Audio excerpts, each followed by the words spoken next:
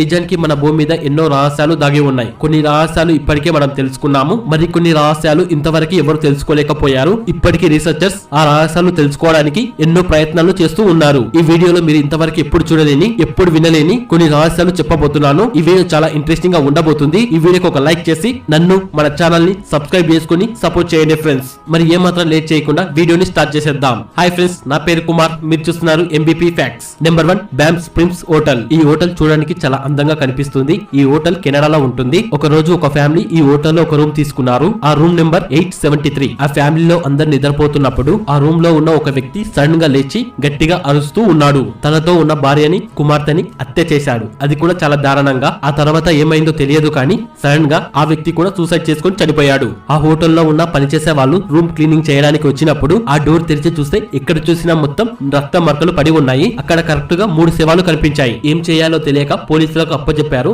ఆ తర్వాత ఆ రూమ్ మొత్తం క్లీన్ చేశారు. అసలు ఆ వ్యక్తి తన ఫ్యామిలీ మెంబర్స్ ని ఎందుకు చంపాడు అనేది ఎవ్వరు తెలుసుకోలేకపోయారు. కానీ కొన్ని రోజుల తర్వాత అదే రూమ్ కి కొంతమంది కస్టమర్స్ స్టే చేయడానికి వచ్చినప్పుడు రాత్రిపూట గట్టిగా అరుపులు వినిపించేవి. ఇంకా నవ్వులు, ఏడుపులు కూడా వినిపించేవి. ఇంకా అదే రూమ్ లో ఒక అద్దం ఉంటుంది. ఆ అద్దానికి చేతు గుర్తులు అనేటివి క్లియర్ గా కనిపించేవి. కానీ ఆ గుర్తులు ఎవరివి అనేది తెలుసుకోలేకపోయారు. అలా ఆ రూమ్ కి వచ్చిన కస్టమర్స్ ఏదో ఒక కంప్లైంట్ ఇచ్చేవాళ్ళు హోటల్ మెంబర్స్ కి. దాని వల్ల హోటల్ కి చాలా బ్యాడ్ నేమ్ వచ్చింది. ఇంకా హోటల్ మేనేజ్మెంట్ ఏమాత్రం ఆలోచించకుండా ఆ రూమ్ కి లాక్ వేయించి ఎవ్వరు వెళ్లకుండా చూసుకునే వాళ్ళు. ఇంకా అక్కడ ఒక గోడ కట్టారు. ఆ హోటల్లో ఆ రూమ్ నెంబర్ అనేది కనిపించదు. అప్పటి నుండి ఇప్పటి వరకు ఆ రూమ్ ని అసలు ఎవరు తెరవలేదు. ఇంకా ఈ హోటల్ గురించి మరొక స్టోరీ కూడా ఉంది. అదేంటంటే పెళ్లి చేసుకునే కపుల్ ఆ హోటల్లో ఉన్న ఒక హాల్ ని బుక్ చేసుకున్నారు. అక్కడ ఉండే పెళ్లి కూతురు అబ్బాయిని కలవడానికి ఫస్ట్ ఫ్లోర్ కి వెళ్తున్నప్పుడు సడన్ గా ఏమైందో ఏమో కానీ తనకున్న వైట్ డ్రెస్ తన కాలు కింద పడి మెట్ల మీద నుంచి జారి కింద పడిపోయింది. తన మెడకి చాలా గాయాలు అవ్వడంతో అక్కడికక్కడనే చనిపోయింది. కానీ కరెక్ట్ గా 2-3 రోజుల తర్వాత అదే హాల్లో పెళ్లి కూతురు డ్రెస్ లో ఉన్న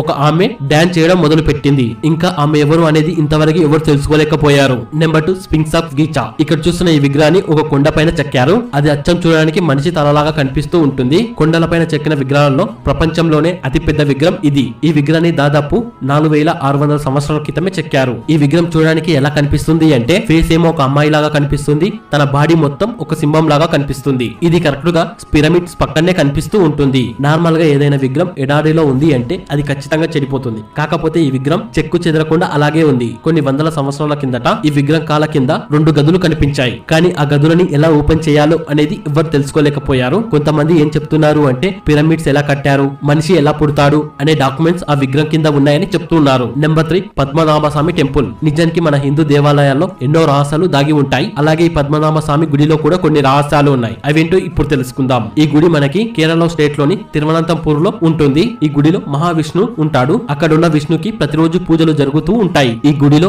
6 రహస్య గదులు కనిపించాయి. ఆ గదులకి ఏం పేరు పెట్టారు అంటే ABCDEF అనే పేర్లు పెట్టారు. ఆ 6 గదుల్లో కరెక్ట్ గా 5 గదులను తెరిచారు. ఆ గదులో కొన్ని వందల సంవత్సరాల కిందట ఉన్న బంగారు నాణ్యాలు, వజ్రాలు, డబ్బులు లాంటివి దొరికాయి. మొత్తం అక్కడ ఉన్నదాన్ని లెక్క పెడితే 1,50,000 కోట్లు ఉన్నాయని తెలిసింది. అందుకోసం ఈ గుడికి ప్రపంచంలోనే అత్యంత రిచెస్ట్ గుడిగా పేరు వచ్చింది. ఇంకా గుడి పైభాగాన్ని చూస్తే స్వచ్ఛమైన బంగారంతో చేసిన గుర్తులు కనిపిస్తూ ఉంటాయి. అక్కడ ఉన్న 6 గదుల్లో ఒక గది మాత్రం ఎందుకు తెరవలేకపోయారు అంటే ఆ గది చూడడానికే చాలా భయంకరంగా కనిపించింది. ఎలా అంటే ఆ తలుపులు తెరవడానికి ఎలాంటి కీ కానీ ఎలాంటి స్క్రూ కానీ కనిపించలేదు. ఆ తలుపు మీద చూడడానికి భయంకరమైన 2 పాములు కనిపిస్తూ ఉంటాయి అటు ఇటు. అక్కడ ఉన్న పూజారులు ఏం చెప్తున్నారు అంటే ఆ తలుపులు తెరవనీయకుండా ఈ పాములు రక్షగా ఉన్నాయని చెప్తూ ఉన్నారు. ఇంకా గది లోపల ఏముందో ఎవరు తెలుసుకోలేకపోయారు. కొంతమంది ఏం చెప్తున్నారు అంటే ఆ 5 గదుల్లో దొరికిన సంపద కన్నా ఎక్కువ సంపద ఈ గదిలో ఉంది అని చెప్తూ ఉన్నారు. కానీ నార్మల్ గా అన్ని గదులు ఓపెన్ చేసినట్టుగానే ఈ చాంబర్ బి ని ఓపెన్ చేయాలని ఫిక్స్ అయ్యారు. అలాగే వాళ్ళు అనుకున్నట్టుగానే ఓపెన్ చేయడం మొదలు పెట్టారు.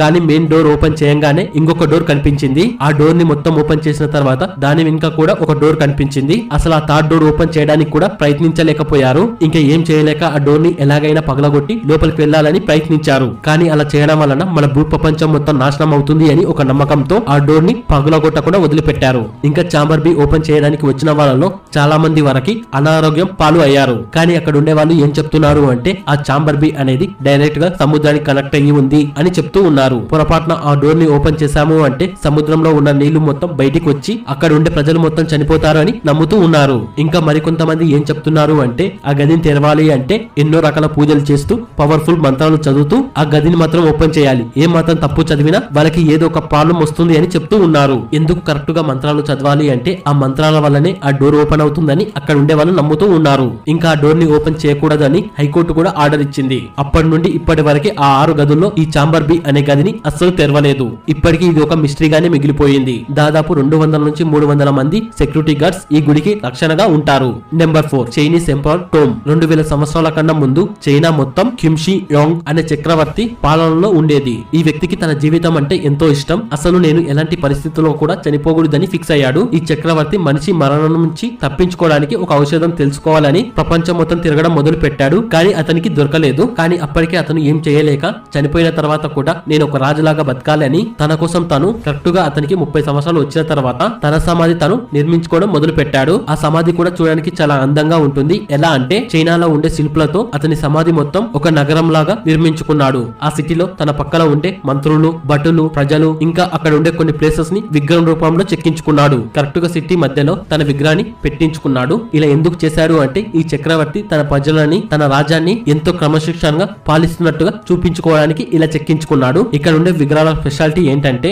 ఆ రాజ్యంలో ఉండే ప్రతి మనిషి ముఖం ఆ విగ్రహం లోపల ఉంటుంది. ఈ సమాధిని పూర్తి చేయడానికి దాదాపు 38 సంవత్సరాలు పట్టింది. ఈ చక్రవర్తి చనిపోగానే తన బాడీ మొత్తాన్ని తీసుకొని వెళ్లి ఇక్కడ ఉన్న భవనంలో పూడ్చిపెట్టారు. తన సమాధి పైన మొక్కలు నాటించి అది చూడడానికి ఒక కొండలాగా కనిపించేటట్టుగా చేశారు. అప్పటి నుండి ఇప్పటి వరకు ఆ సమాధి బయటికి కనపడకుండా అలాగనే మిగిలిపోయింది. కానీ 1970లో కొంతమంది రైతులు నీళ్ల కోసం ఒక బావిని తవ్వాలని అనుకున్నారు. కరెక్ట్ గా అదే ప్లేస్ లో తవ్వడం మొదలు పెట్టారు. కొద్ది దూరం తవ్విన తర్వాత అక్కడ కొన్ని విగ్రహాలన్నిటి బయటపడ్డాయి. అప్పుడు అక్కడ ఏముందో తెలుసుకోవాలని మొత్తం తవ్వడం మొదలు పెట్టారు. అక్కడ ఉన్న విగ్రహాలు మొత్తం బయటపడ్డాయి. కానీ ఇప్పుడున్న టెక్నాలజీతో అక్కడ ఉన్న సమాధిని తెరవలేకపోయారు. అసలు ఆ సమాధిలో ఏముంటుందో ఎవరికి ఇప్పటికీ తెలియదు. కానీ అక్కడ ఉండే కొంతమంది ఏం చెప్తున్నారు అంటే ఆ సమాధిని ఎప్పుడైతే ఓపెన్ చేస్తారో అప్పుడు వాళ్ళు చనిపోతారని చెప్తూ ఉన్నారు. ఇప్పుడు ఈ చక్రవర్తి ఉన్న సమాధి కూడా ఒక మిస్టరీగానే మిగిలిపోయింది. నెంబర్ 5 తాజ్ మహల్. నిజానికి తాజ్ మహల్ చూడడానికి చాలా అందంగా కనిపిస్తూ ఉంటుంది. కానీ ఈ తాజ్ మహల్ లో కూడా ఒక మిస్టరీ దాగి ఉంది. అదేంటో ఇప్పుడు తెలుసుకుందాం. బ్రిటిష్ వారి పాలనకు ముందు మన దేశంలో మొఘల్ సామ్రాజ్యం ఉండేది.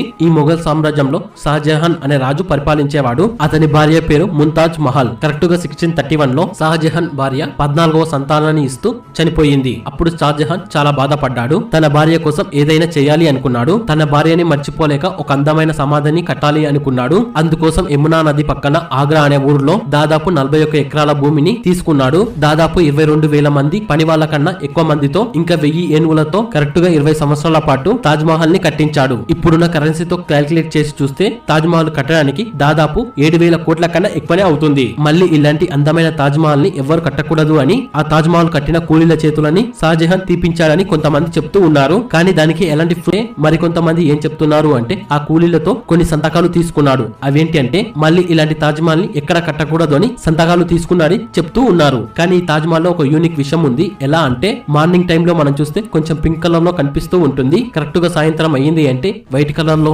ఇంకా రాత్రి టైంలో గోల్డ్ కలర్ లో కనిపించేటట్టుగా ఉంది అని చెప్తూ ఉన్నారు. ఇంకా ఈ తాజ్ మహల్ మీద కొన్ని విలువైన వజ్రాలు ఉంటాయి. బ్రిటిష్ వాళ్ళు దోచుకున్నారు. ఇంకా తాజ్ మహల్ చుట్టూ ఉన్న 4 పిల్లర్స్ ఆ సమాధికి చాలా దూరంగా ఉంటాయి. ఇంకా మనం కరెక్ట్ గా ఆ పిల్లర్లని గమనిస్తే ఆ పిల్లర్స్ మనకి ఒక సైడ్ వంగినట్టుగా కనిపిస్తూ ఉంటాయి. ఇలా ఎందుకు డిజైన్ చేశారు అంటే ఎలాంటి భూకంపాలు వచ్చినప్పుడు కానీ ఎలాంటి గాలులు వచ్చినప్పుడు కానీ ఆ పిల్లర్స్ అనేటివి తాజ్ మహల్ మీద పడకుండా ఉండేటట్టుగా డిజైన్ చేశారు. ఈ 4 పిల్లర్స్ మధ్యలో ఉన్నదాన్ని సమాధి అంటారు. 1653 సంవత్సరంలో ఈ తాజ్ మహల్ కట్టడం అనేది పూర్తయింది. ఇంకా ఈ తాజ్ మహల్ బేస్మెంట్ లో కొన్ని రహస్యమైన గదులు ఉన్నాయి. ఈ రూమ్స్ ని ఇంతవరకు ఎవరు ఓపెన్ చేయలేకపోయారు. ఇంకా ఆ బేస్మెంట్ లో ఉన్న రూమ్స్ గురించి కొన్ని స్టోరీస్ కూడా ఉన్నాయి. అవేంటంటే ఇంకా ఆ బేస్మెంట్ లోనే ఒక మహాశివుని విగ్రహం ఉంది అని అంటూ ఉంటారు. ఆ గుడిని పూర్తిగా కూల్చేసి తాజ్ మహల్ కట్టారని స్టోరీ కూడా ఉంటుంది. మరి కొంతమంది ఏం చెప్తున్నారు అంటే ముంతాజ్ మహల్ బాడీని ఆ బేస్మెంట్ లోనే ఏదో ఒక రూమ్ లో పెట్టారు అని అంటూ ఉంటారు. ఆ డోర్స్ గాని ఓపెన్ చేస్తే తన బాడీ మొత్తం ఖరాబ్ అవుతుంది అని చెప్తూ ఉన్నారు. ఇలాంటి స్టోరీస్ వల్ల అక్కడున్న తలుపులని ఎవరు తెరవలేకపోయారు. ఇలాంటి మరిన్ని ఎన్నో ఇంట్రెస్టింగ్ వీడియోస్ కోసం మన ఛానల్ కి సబ్స్క్రైబ్ చేసుకుని సపోర్ట్ చేయండి ఫ్రెండ్స్. మరి ఏమాత్రం లేట్ చేయకుండా నెక్స్ట్ వీడియోలో కలుసుకుందాం. Thank you. ప్రజలు నాకు సబ్స్క్రైబ్ చేయండి. మళ్ళా అడుగుతున్నా, నేను సిగ్గు లేకుండా అడుగుతున్నా, నేను డబ్బులు అడుక్కోను. సబ్స్క్రైబ్ చేయండి.